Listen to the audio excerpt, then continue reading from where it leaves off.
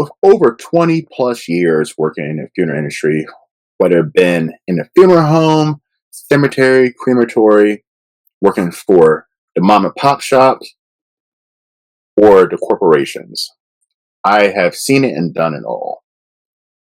And I've had many requests of people saying, do this show, ask questions about people have tons of questions about the funeral industry. We will love to hear you answer some of the questions.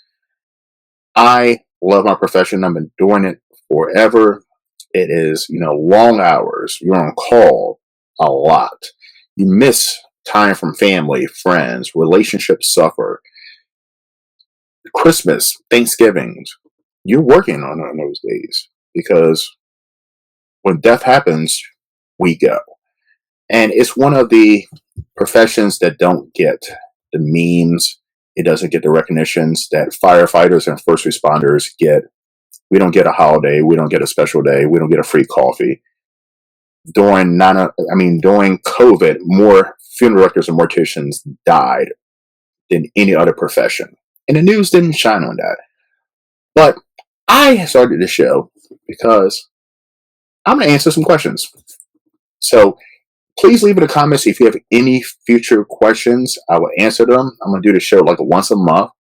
Working with the Dead 101. All right. So we're going to shoot to the first question.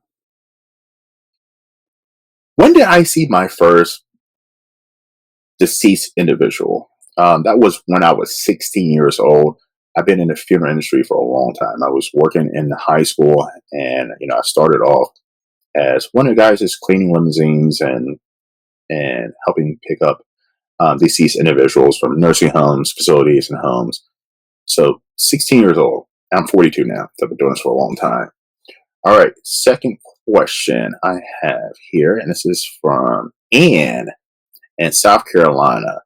And she asks, do you have to go to school to be a mortician or a funeral director? 100%.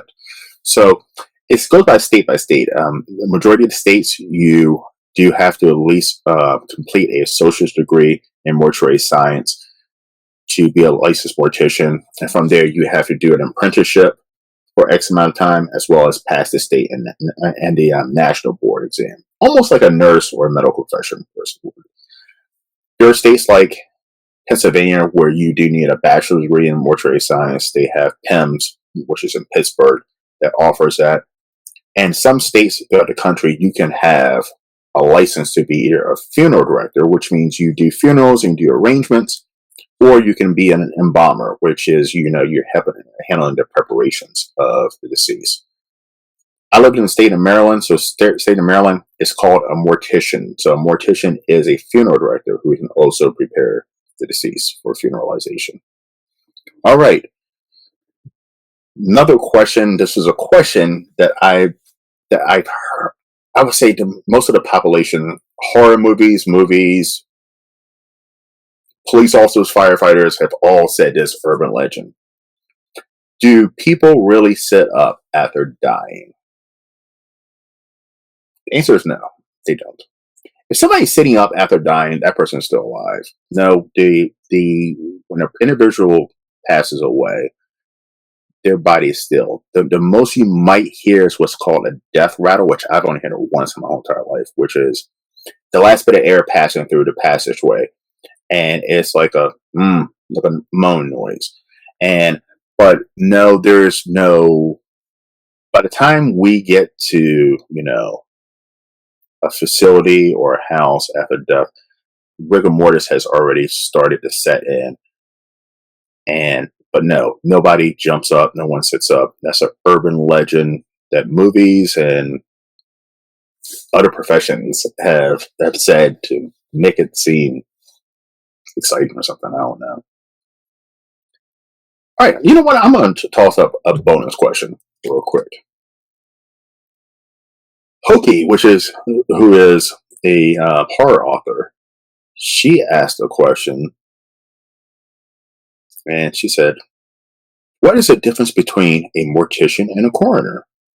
So this differs from state to state. A mortician / funeral director, they handle the the preparations of a deceased for funeralization, whether it be cremation or, traditional ground burial, a coroner, or in some states, a medical examiner, they are the individuals who investigate if, there's foul play, a homicide, anything that requires an autopsy, to suicide, drug overdose, homicide, or just somebody who's especially young age passes away.